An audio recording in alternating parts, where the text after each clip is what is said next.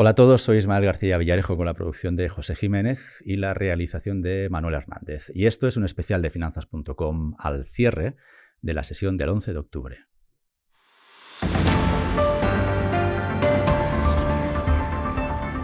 Inversores, muy bienvenidos. Carmen, David y yo os estábamos esperando. Carmen y David, bienvenidos al centro de noticias de Finanzas.com. ¿Cómo estáis? Buenas tardes, Ismael, muchas gracias. Carmen Urraca es directora de fondos europeos en Banco Sabadell y David Paramio es director general en Agencia R+. Lo digo bien, ¿verdad, David? Perfectamente. Muy bien. Inversores, como esto es un especial, tenéis los datos del cierre de mercados en finanzas.com/cotizaciones y es un especial porque hemos captado interés por vuestra parte en relación a los fondos europeos y tanto David como Carmen y David son especialistas en estos ámbitos y puesto que involucran a la banca hemos querido invitarles para que nos aclaren un poquito de cómo va esto de los fondos europeos porque parece que es más cercano de lo que muchas veces los periodistas, culpa nuestra, nos encargamos de relatar. Al fin y al cabo, ¿qué es un fondo europeo? Bueno, pues un fondo europeo esencialmente es una oportunidad para impulsar a las empresas. La Comisión Europea y los Estados pactaron en plena pandemia unas áreas de inversión para el destino de estos fondos que giran especialmente en torno a los ejes de digitalización y sostenibilidad, pero no solo. Por ejemplo, la rehabilitación de viviendas con el objetivo de que sean más eficientes en el consumo de energía es otra de las áreas incluidas y menudo momento para ser más eficiente con la energía. Los beneficiados reciben estos fondos o bien en forma de transferencias directas, similar a una subvención, o bien vía préstamos, según la ayuda que se haya aprobado. Carmen, cuéntanos, ¿cuál es el papel de la banca en la distribución de los fondos europeos? Bueno, la banca tiene un papel importante que es de acompañamiento en todo el proceso. No podemos olvidar que las ayudas y subvenciones siempre son en un porcentaje. Por tanto, lógicamente, todas las comunidades de propietarios, barrios y viviendas, ¿no?, van a necesitar una financiación complementaria, ¿no? Por tanto, en todo el proceso es importante este acompañamiento desde el punto de vista de la banca, ¿no? Yo creo que aquí también, y desde el punto de vista, ¿no?, en este caso de Sabadell, pues al tener una cuota elevada de comunidades de propietarios y al tener también un número elevado de contratos con los colegios oficiales de los administradores, hay un papel importante no solamente en el acompañamiento, sino también en la difusión, ¿no? Eso es lo que nosotros estamos trabajando internamente, de hablar con todos los administradores, con todo el entorno, transmitir las ayudas que hay publicadas, que luego hablaremos más adelante de qué comunidades están ya aperturadas, las convocatorias, y como decía, el acompañamiento a todo el proceso, ya que no es un proceso fácil, es un proceso de tiempo, pues porque detrás de todo esto hay, bueno, pues unas juntas de vecinos y un convencimiento de proyectos, y normalmente esos proyectos pues son de importes elevados, ¿no? Aquí no estamos hablando de vamos a quitar el ascensor o vamos a cubrir la envolvente, ¿no? Son proyectos de actuaciones integrales que requieren de inversiones elevadas. Claro, estamos hablando específicamente de las comunidades que quieran ser, lo decíamos hace segundos, más eficientes desde un punto de vista energético, que imagino que eso son ya palabras mayores, como nos dices, ¿no? Pero también es el momento quizá, porque menudas facturitas de energía nos están dando y quizá el punto de rendimiento parece más claro en estos momentos que, bueno, pues cuando todo viene de cara, ¿no?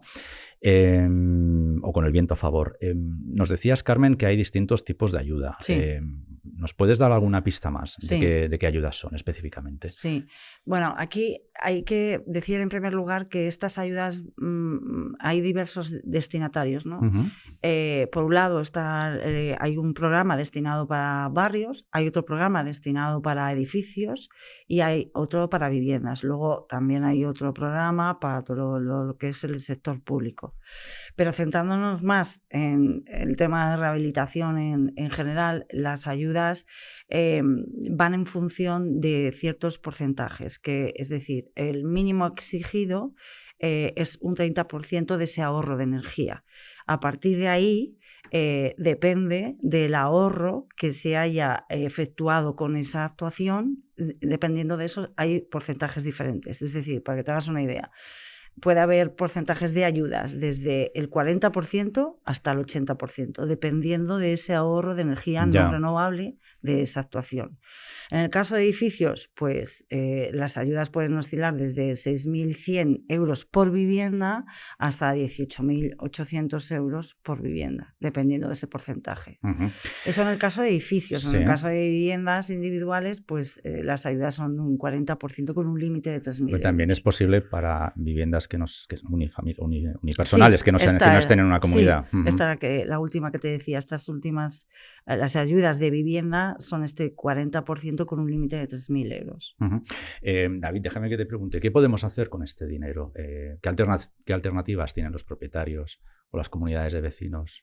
Bueno, pues yo creo que tienen muchas alternativas.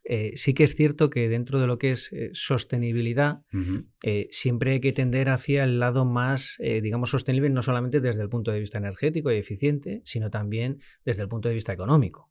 Y desde el punto de vista económico, desde luego nuestra experiencia nos dicen que cuanta más es la intervención que se realiza en un edificio, digamos, compensa más la actuación y la ayuda por vecino es mayor. Como decía Carmen, si conseguimos un ahorro superior al 60% de energía primaria no renovable, dependiendo también un poco del territorio y de la zona climática en la que nos movemos, también se va a exigir una demanda de refrigeración y calefacción. Claro.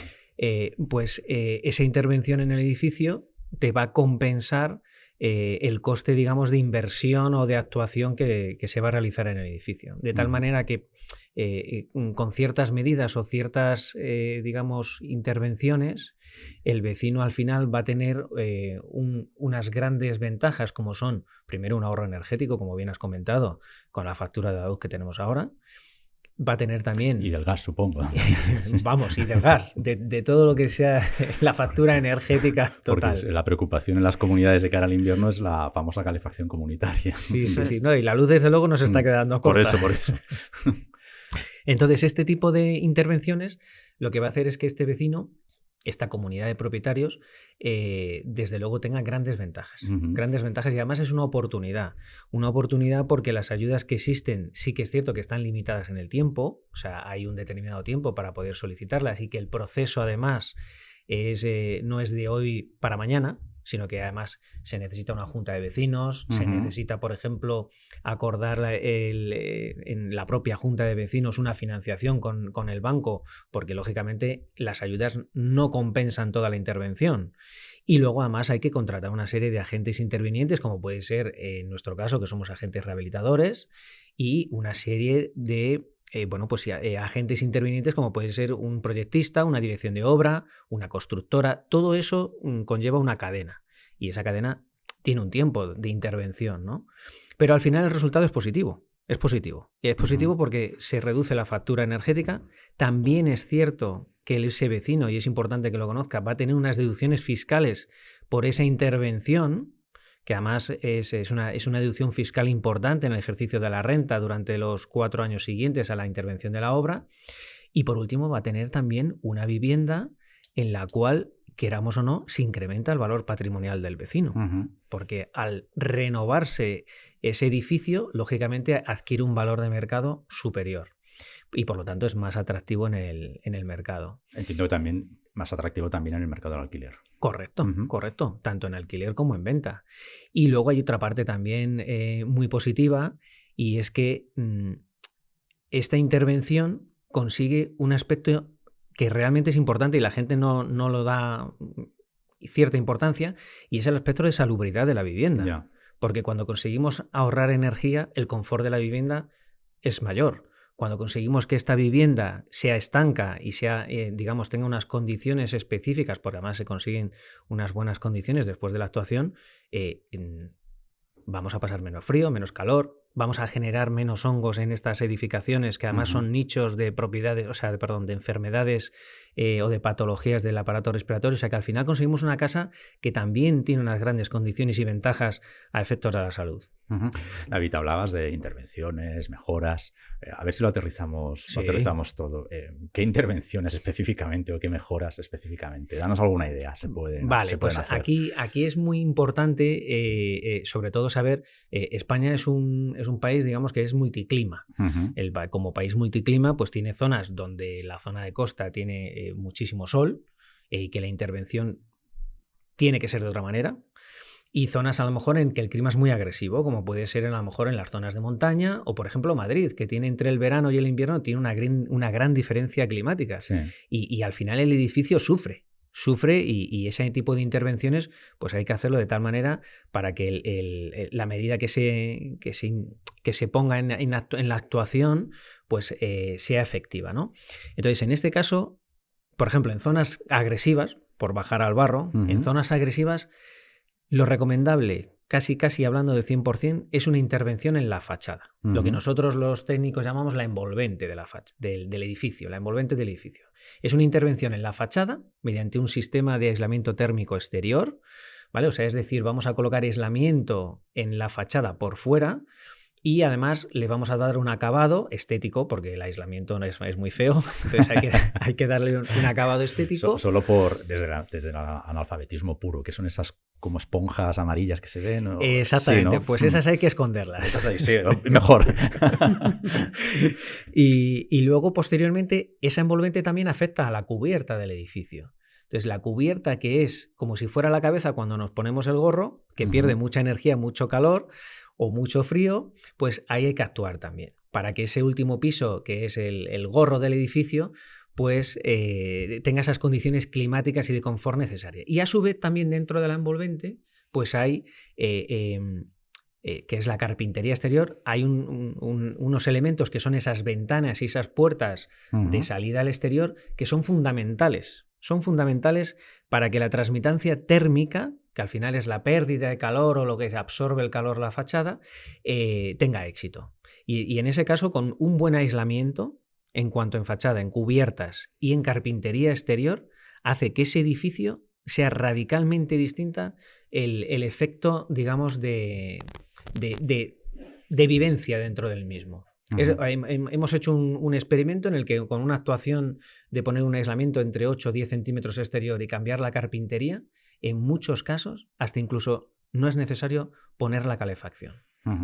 Y luego ya por último, la intervención, que si queremos ir a mucho más y a esos grandes ahorros energéticos de energía primaria o de demanda de refrigeración y calefacción, pues entonces nos tocaría tocar instalaciones, que digamos es una intervención ya muy... ¿Qué entendemos por instalaciones, David? Instalaciones es la instalación de calefacción. Pues directamente a la calefacción, eso. Exactamente, que deberíamos ir, dependiendo si el edificio tiene calefacción y generación de agua caliente a nivel individual o la tiene central, pues habría que contemplar si cambiamos esa caldera central de gas natural, gas propano o lo que sea, por una tecnología de tipo biomasa o de tipo aerotermia. Que son tecnologías, digamos, mucho más novedosas y que son altamente eficientes en cuanto al coste de consumo, en este caso de energía eléctrica, ¿no? Y luego, que es algo importante que creo que debe saber la gente, es que si cubrimos estos requisitos de eficiencia o los porcentajes que marca el Estado para conseguir estas subvenciones, se pueden adicionar medidas aparte dentro del edificio. O sea, lo primero es conseguir los ahorros energéticos, que es además lo que marca Europa. Es decir, el aislamiento, para entendernos. Exactamente. Eso es lo primero. Y si conseguimos ese aislamiento, podremos incorporar a ese edificio reformas del portal, incorporación de medidas de accesibilidad como un ascensor nuevo, o cambiar, por ejemplo, la luz para tener un control de luz en las zonas comunes por tecnología, digamos, vamos a llamarlo de sensores o de tipo LED con ahorro energético mayor. O, por ejemplo, también podremos incorporar en la cubierta pues, paneles, si es posible, lógicamente, para ayuda de la generación del agua caliente sanitaria o también para ayudar a generar energía de cara al autoconsumo de la comunidad de propietarios. O sea que en ese sentido creo que son unas medidas muy potentes. Carmen, de todas estas medidas, ¿qué podemos financiar con los fondos europeos? Porque menudo festival, menudo reparto nos ha dejado aquí David. Sí. Pues mira, antes te contaba que el porcentaje de las ayudas pues oscila entre un 40 y un 80%. Pero también es importante contar cómo es todo el proceso, que esto yo creo que también aclara mucho en qué consiste, ¿no? Estas ayudas no son de inicio, es decir, el proceso es el siguiente. Hay un certificado de eficiencia energética que se presenta junto con el proyecto y ahí se dice que con esas actuaciones se va a llegar a una letra, la que sea, A, B o la que sea, ¿no? Entonces, ahí, una vez que se presenta la solicitud de la subvención ante la Administración, las comunidades autónomas, que son quienes tienen delegadas estas funciones, dan el ok, pero la subvención no la tienen hasta el final, cuando ya se demuestra que esa actuación se ha llevado a cabo. Y cumplen los objetivos anunciados. Exactamente. Entonces, la ayuda inicial, o sea, inicialmente la comunidad lo que tiene que hacer es solicitar un préstamo por la totalidad de la actuación, ¿no? Y cuando llega ya la subvención, hace una amortización parcial de esa subvención. Exactamente, de ese préstamo. Eso es. Es un poco el proceso, ¿no? Esto es importante contarlo, pues porque estamos hablando, como decía David, de actuaciones de importe elevado, son rehabilitaciones integrales. ¿Tenéis alguna cifra media? Ya sé que dependerá mucho del tamaño del edificio y de todo, pero ¿hay algún estudio que haya estipulado alguna inversión media? Sí, vamos a ver, nosotros más o menos un edificio entre 30, 40, 45 viviendas, sí, ¿vale? En una zona, por ejemplo, como puede ser un Madrid o como puede ser a lo mejor da igual, un Valencia, un Barcelona o una Andalucía, ¿no? Pues un tipo de intervención de este calibre, tocando todo, sí, ¿vale? Un poquito de instalaciones y luego la envolvente, podríamos estar hablando de intervenciones entre 800, 1 millón de euros. Muy bien.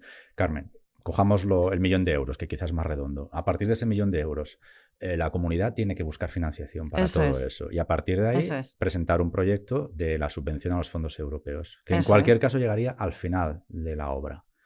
Una vez comprobada la utilidad de esa, o sea, que se han cumplido los objetivos anunciados, es cuando se abona ese dinero que la comunidad utiliza para amortizar el préstamo que se haya conseguido. No me he equivocado. Sí, es así. Así perfectamente. Yo aquí también me gustaría hablar de la figura del agente rehabilitador. Pues venga, hablemos de ello. ¿David?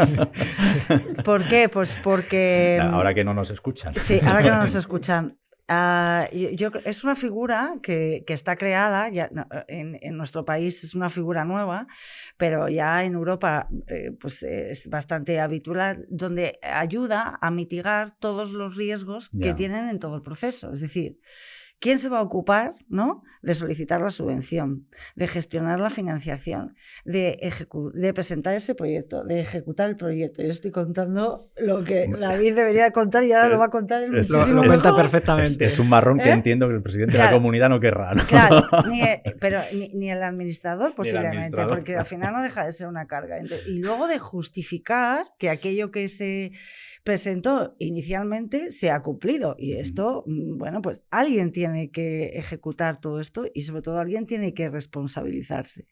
Yo ya le doy la palabra a David, que seguro que lo va a contar mucho mejor que yo. Pero David, ya que te dan la palabra, sí. Me gusta Carmen, le está cogiendo el puntito de moderación también. Que no sé si temer por mi puesto de trabajo. No se sabe. Nunca se sabe. Pues el problema, Carmen, es que yo de banquero no lo haría bien. Ya, bueno, yo de lo tuyo tampoco, seguro. David, ¿cuáles son las mayores dificultades que te encuentras a la hora de pilotar un proyecto así, por ejemplo? Bueno, a ver, primero las mayores dificultades son a efectos de tener ese carácter formativo de información a la comunidad de propietarios, porque está claro que hay comunidades de propietarios que tienen grandes problemas y son conocedores de ellos y quieren actuar, ¿vale? Y hay otras comunidades que dicen, oye, pues puede ser una oportunidad, pero ¿y cómo se mueve esa oportunidad? ¿Qué es lo que hay que hacer? ¿Y qué es...? ¿No? Bueno, pues nosotros aquí como agente rehabilitador estamos a disposición de la gente, ¿vale? Y a través de los clientes del Banco Sabadell y el que nos quiera preguntar para decirles cómo es este proceso. Porque es un proceso, como dice Carmen, es un proceso, es complicado.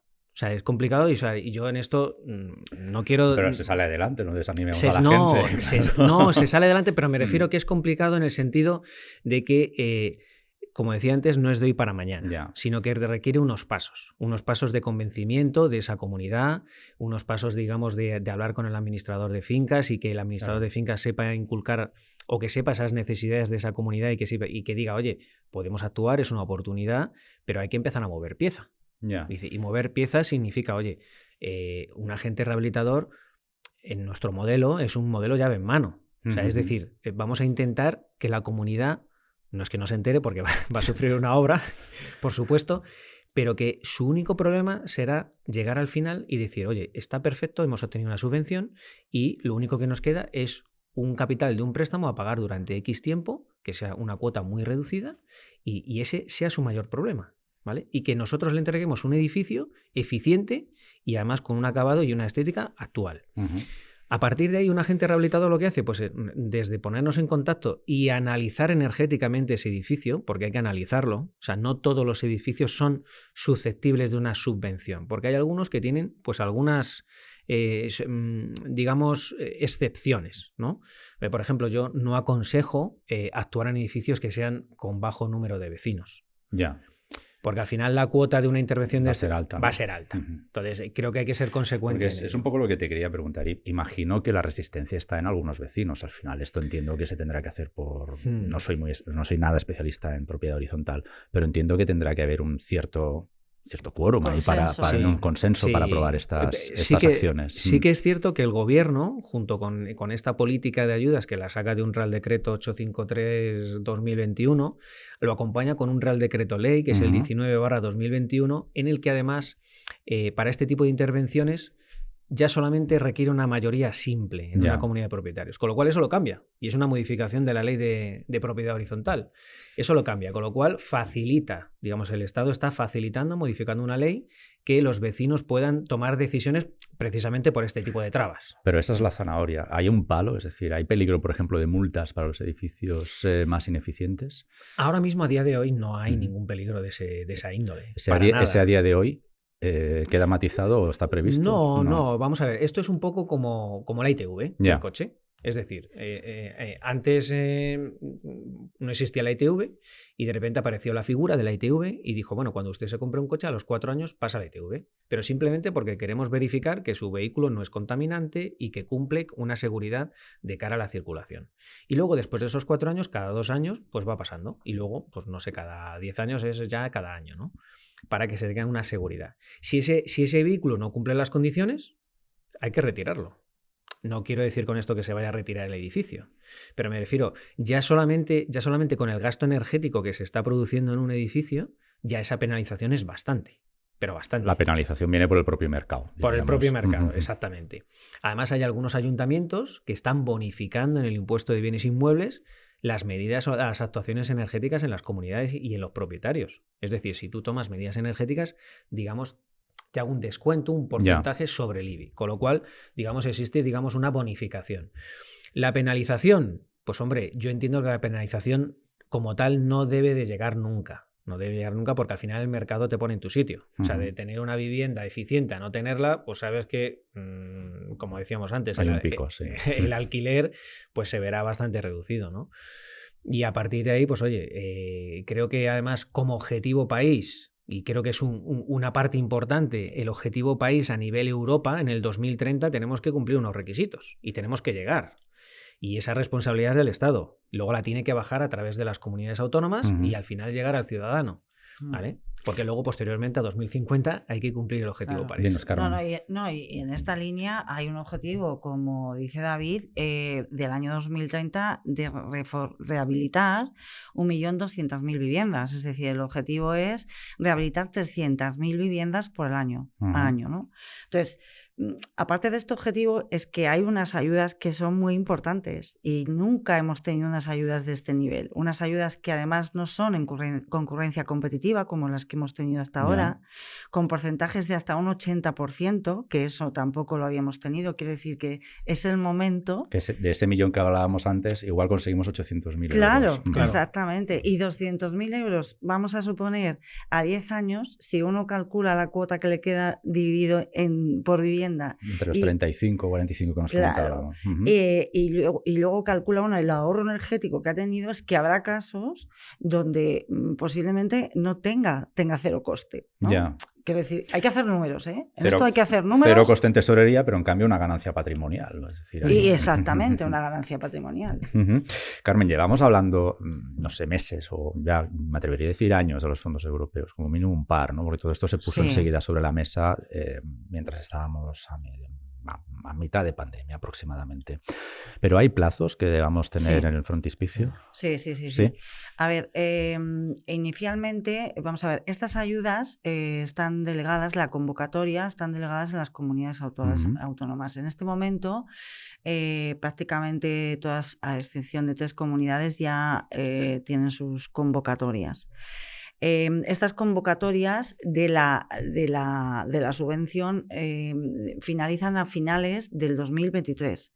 Pero bueno, es verdad que hay tiempo, pero hay unos importes los que son, ¿no? Sí, que el proceso no es pedir un préstamo personal, vamos. No, quiere decir que hay que empezar ya con esto. Es decir, que hay un importe limitado y que es verdad que son 2.000 millones y que estamos hablando de cifras muy elevadas, pero hay muchas comunidades que ya llevaban tiempo pues madurando a hacer cualquier rehabilitación y en este momento, bueno, pues es la ocasión, ¿no? Es la oportunidad. Eso es para el periodo de la solicitud. Pero sí hay un periodo para finalizar la ejecución, que es finales del 2026. O sea, tendríamos 3 años, en el caso extremo, para hacer la obra. 3 años más. Nos comentabais antes de que es un periodo largo. Igual que os pedía cifras aproximadamente de importes, desde que alguien tiene la idea en la comunidad hasta que acaba todo hecho, más o menos, descontando los plazos de obra, pero por saber si llegamos, que entiendo que sí llegamos perfectamente a finales del 23, ¿verdad? Que es cuando terminan los plazos de solicitud. Sí. ¿Qué tiempo tardan más o menos las comunidades en atar esto? Bueno, las comunidades... Lo digo porque nuestra audiencia no se quede con la falsa sensación de temporalidad. No, digamos, desde que una comunidad de vecinos solicita ayuda, ¿vale? Esa reserva o esa respuesta por parte de la administración tiene que llegar en 3 meses máximo. Ya. 3 meses. Ahora, eso sí, la comunidad de propietarios tiene que solicitarlo adecuadamente, con todos los papeles, los requisitos, toda la documentación necesaria, que es ingente. Es decir, no solamente se trata de, oye, presento un papelito firmado por tal, no.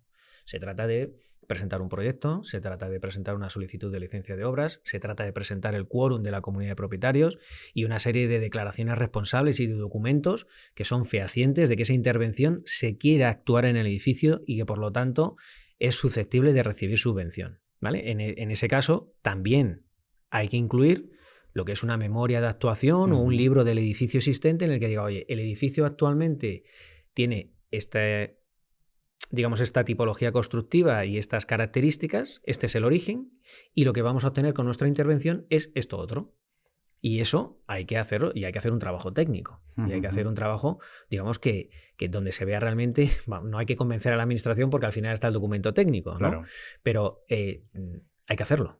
Y digamos, desde que están todos esos papeles hechos y se introduce en la comunidad autónoma de rigor, se introducen todos los papeles, la comunidad tiene 3 meses para dar una respuesta. Ajá. Pues David, Carmen, las comunidades que nos estén escuchando, espero que hayamos resuelto todas sus dudas, porque mira que nos hemos metido hasta en importes. Pero si ha quedado alguna duda por resolver, nos la pueden mandar y se la contestamos. Claro que sí. Pero ¿dónde pueden informarse si quieren activar este tipo de proyectos?